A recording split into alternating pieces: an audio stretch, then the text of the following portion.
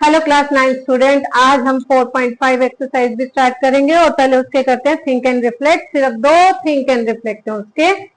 तो page number है 85 पे।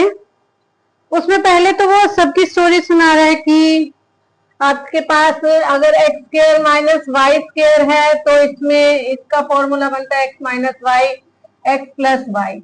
एक्स माइनस वाई इसका फैक्टर आता है, ठीक है। अगर वो कहते फिर x cube minus y cube हो जाए तो उसका फॉर्मूला होता है x minus y x square plus x y plus y square. इसमें भी आपका x minus y as a factor के रूप में आता है, ठीक है। ये सारी स्टोरी सुना रहा है। फिर वो कह रहा है कि अगर x की पावर 4 और y की पावर 4 हो जाए तो भी अगर इसको सोल्व करा जाए तो इसको एक्स स्क्वायर की पावर स्क्वायर लिख के माइनस वाई स्क्वायर की पावर स्क्वायर लिख के ए स्क्वायर माइनस बी स्क्वायर लगा के, पावर 4 है ना, 2 कर दिया 2 कर दिया, फिर ये a हो गया ये b हो गया। अब a माइनस b और a प्लस b कर दिया हमने। फिर से अब इसको खोला तो इसमें आ गया x माइनस वाई और x प्लस वाई और ये x square plus y square. फिर से x माइनस वाई फैक्टर हो गया इसका।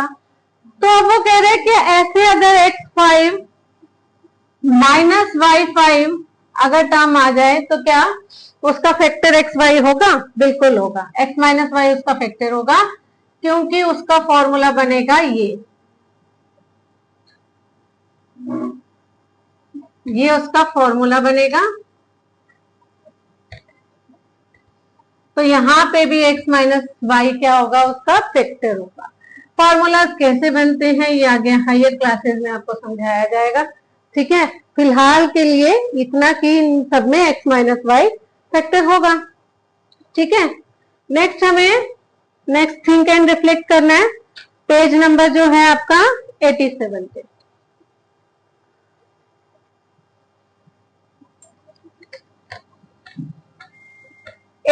पेज पे है हमारा 36 S square minus 12 S T plus T square.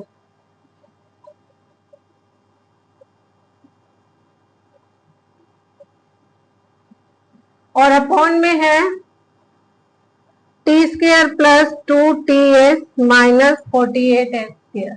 वो कह रहे हैं ये तो देखो इसका फैक्टर है 6s माइनस टी का होल स्क्वायर है। नीचे भी कह रहा है कुछ ऐसा बनाओ, देखते हैं ऐसा होल स्क्वायर बनेगा या mid point mid term splitting लगेगा। तो ये 48 तो किसी का स्क्वायर है नहीं, टी तो होल स्क्वायर बन रहा है, तो मिड टर्म स्प्लिटिंग लगाते हैं। हमें 2 नंबर ऐसे सोचने हैं जिनको मल्टीप्लाई करके 48 आए और प्लस माइनस करके 2 आए। स्टार्ट करते हैं। 1 इंटू 48, लेकिन प्लस माइनस करके 2 नहीं आएगा। 2 इंटू 24, लेकिन प्लस माइनस करके 40 वो नहीं आएगा आपका। और 3 के टेबल पे 3 इंटू 16, लेकिन ये भी नहीं चलेगा। 4 के टेबल पे 4 इंटू 12, ये भी नहीं चलेगा क्योंकि प्लस माइनस करके 12 नहीं आएगा, 2 नहीं आएगा। 6 इंटू 8, 5 पे तो आता ही नहीं है, तो इसको माइनस करके 2 जरूर आएगा। तो 6 और 8 इसके फैक्टर लेते हैं। T square plus 8ts minus 6ts minus 48 s square.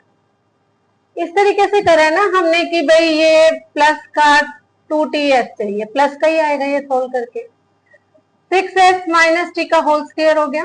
नीचे इन दोनों में से कॉमन t आएगा, अंदर बच गया t प्लस 8। इन दोनों में से कॉमन माइनस 6s आएगा, अंदर बच गया t plus 8। S S S यहां भी आएगा, ठीक है। तो एक ब्रैकेट में हमारे पास आ गया,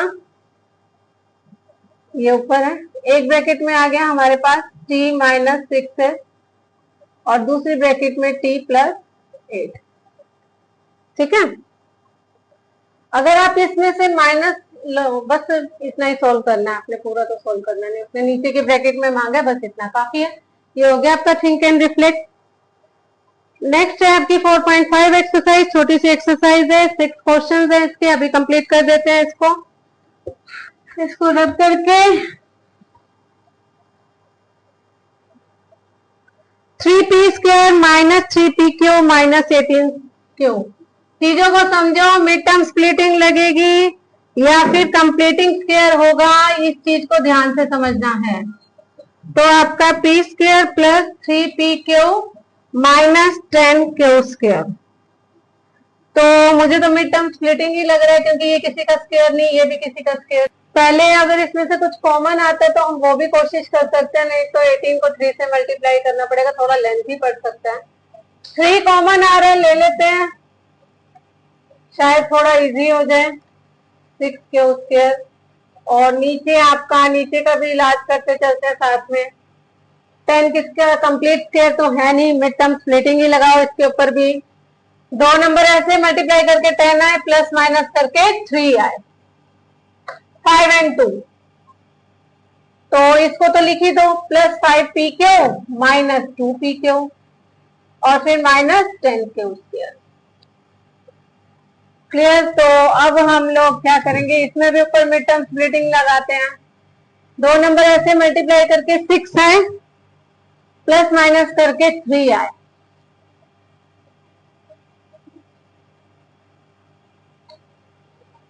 तो 3 नहीं, यहाँ सॉरी 1 आएगा, 3 कॉमन आ गया तो 1 आएगा यहाँ। तो 6 आए, प्लस माइनस करके 1 आए, मल्टीप्लाई करके 6, 3 और 2, 3 और 2 बन जाएंगे, minus 3pq and plus 2pq minus 6q² हो गया।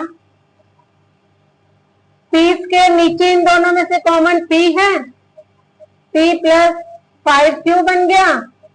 इन दोनों में से कॉमन माइनस है, 2 है, q है, तो माइनस 2q हो गया। अंदर बच गया p प्लस का, और ये भी प्लस का बचेगा, 5 हो जाएगा और एक q बच जाएगा। तो इसमें आपको आपका आ गया 3, और इन दोनों में से कॉमन आ गया p, अंदर बच गया p minus 3q plus 2q, फिर से p माइनस 3q। ओके, और नीचे फिर से p plus 5q and p minus 2q। ठीक है, अब फिर से ब्रैकेट लगाते हैं हम। 3 हमारा बाहर ही रहेगा, एक ब्रैकेट में हमारा p माइनस 3q आएगा और दूसरी ब्रैकेट में हमारा p प्लस 2q आएगा, और नीचे आएगा p प्लस 5q। कोई कैंसलिंग का स्कोप नहीं, अलग अलग नंबर्स हैं। तो बस ये आंसर आ गया आपका, हो गया फैक्टराइजेशन।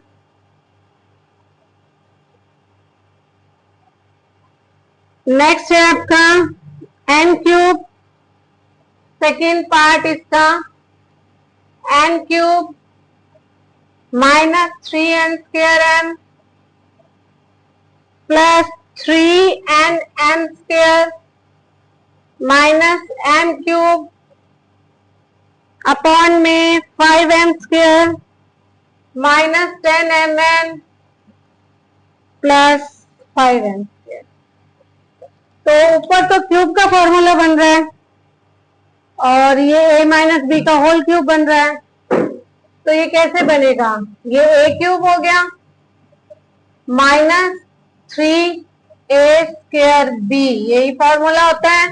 ध्यान रखो, आपका फॉर्मूला क्या करवाया था a माइनस बी का होल क्यूब का, हमने a³ minus 3a²b plus 3ab² plus b³ अगर मैं a की जगह n को नजर में रखूं, b की जगह m को, तो देखो 3n फिर m का मतलब b का स्क्वायर माइनस n³, और नीचे 5 कॉमन आने को तैयार है, 5 को कॉमन ले लो, अंदर बच गया m² minus 2mn plus n²।